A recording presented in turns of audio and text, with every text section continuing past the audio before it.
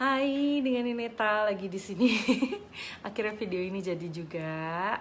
Nah, pasti udah pada denger ya, selama semingguan ini tuh banyak banget berita tentang diplomat Indonesia yang masih muda, yang marah-marah ke sebuah negara yang ngebelain Papua dengan mempertanyakan soal HAM di sana, apa yang terjadi gitu.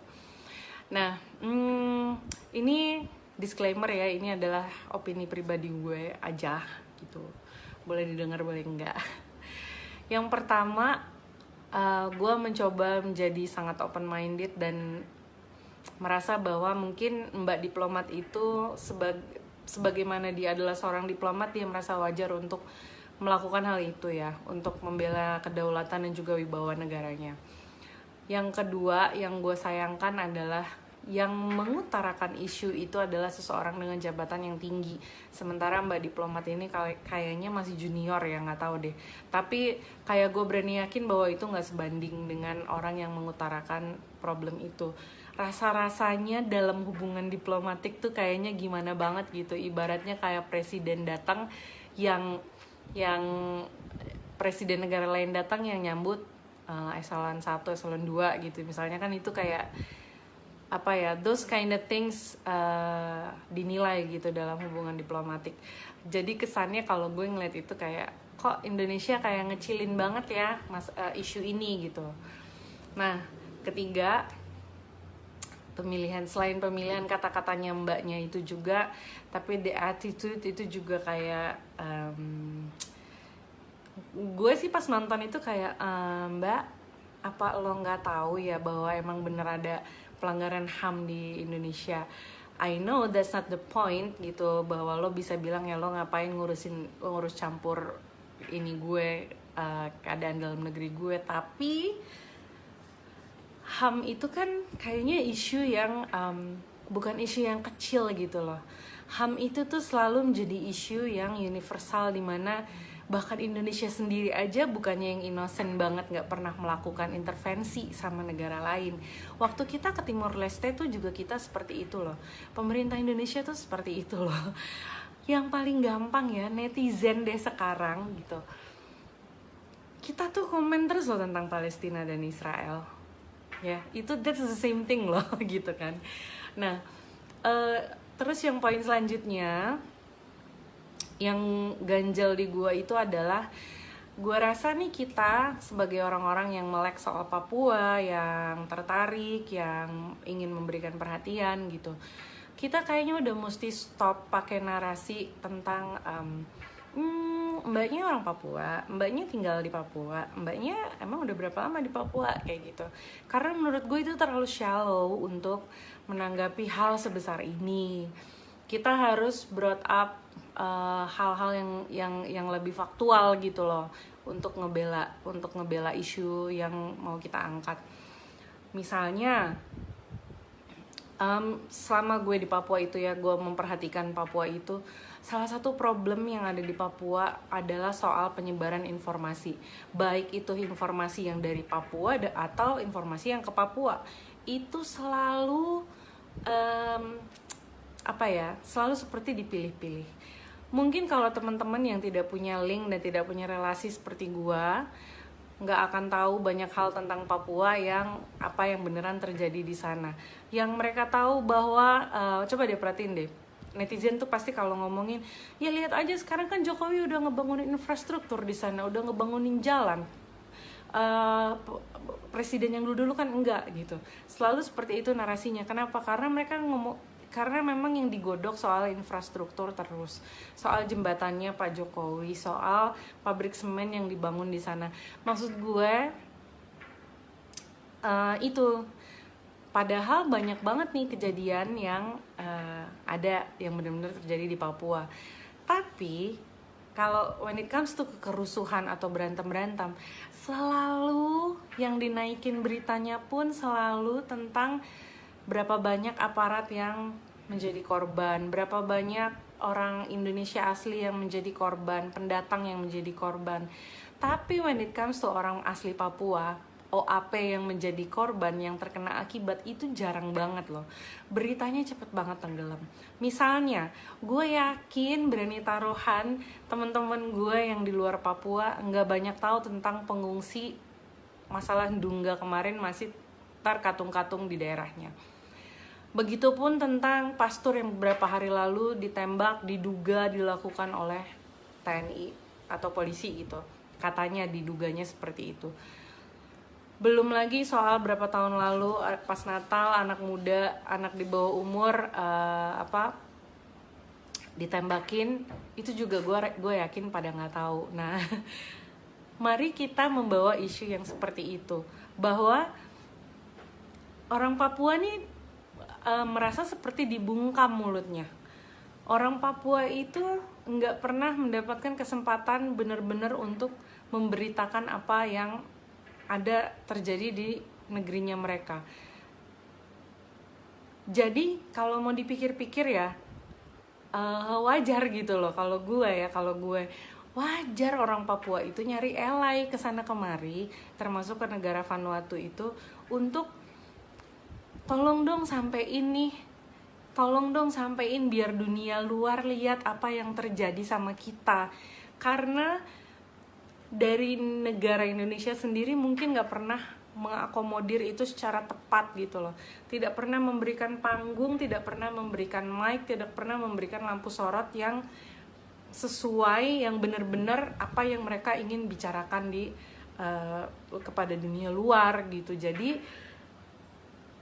ya wajar aja gitu.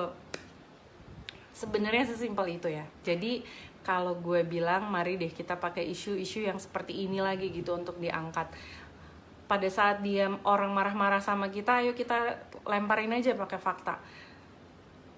Ini sesuatu yang common sense. Lu bungkam mulut gue untuk ngomong ke sana, ya pasti gue akan ngadep ke kanan, gue cari orang di kanan siapa yang bisa nyampein gitu loh. Se-helpless itu kalau menurut gue.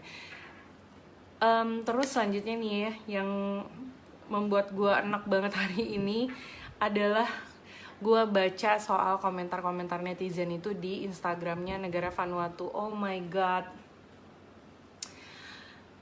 coming from a bunch of people yang mati-matian ngebelain Palestina dan Israel, yang ngebelain mati-matian soal Palestina itu.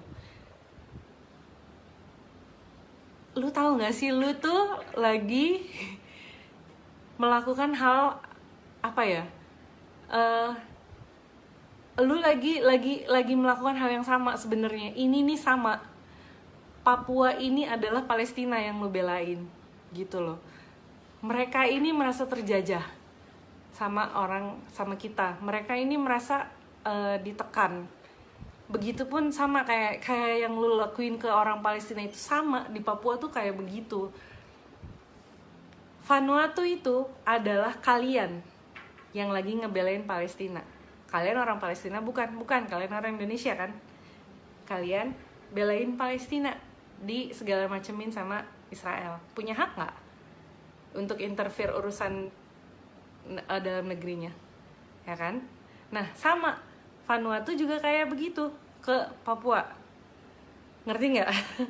Kalau ini nggak ngerti, gue nggak paham lagi gimana ngejelasinnya. Jadi coming from you yang mati-matian bikin hashtag Save Palestina dan lain-lain, guys, please, you guys look so stupid. Gitu loh. Lu datang ke Instagramnya orang Vanuatu, lu hina anak kecilnya, lu bilang kayak apa segala macam, lu hina perempuannya, lu hina adatnya. Lu tahu nggak kenapa Vanuatu itu ngebelain Papua? Karena mereka merasa mereka satu ras, mereka satu rumpun, gitu loh. Ya, pada saat lu menghina orang Vanuatu yang notabene secara fisik 11-12 sama orang Papua, menurut lu sentimen apa yang akan keluar dari orang Papua? Sentimennya positif atau negatif? Ini mukanya sama, lu ledek-ledek, ya kan? Ini gak usah ngomongin yang dalam-dalam deh, yang segampang itu aja. Lu koar-koar Papua milik Indonesia, tapi lu ngelakuin itu, gitu loh. Ini cuman kayak anak kecil yang nggak mau kehilangan mainan. Ini punya gue gitu doang. Lu nggak pernah nggak sih dengerin bener-bener orang Papua tuh maunya apaan? Gitu loh. Apa sih yang ada? Apa sih yang mereka bener-bener rasain? Gitu. Gue tolong jangan don't come for me soal Palestina. Tadi gue ngomongin ya. Gue 7 kali mencoba mendaftar untuk jadi relawan di Gaza, tapi gagal karena gue sakit. 7 kali gue masukin proposal untuk bisa pergi ke sana, bahkan sekali pernah pakai duit gue sendiri tapi nggak bisa. Segitunya gue mau ngebelain Palestina ya. Jadi don't come for me untuk masalah Palestina itu. Gue akan tanya balik, lu udah ngapain? Gitu, lu udah ngapain ya?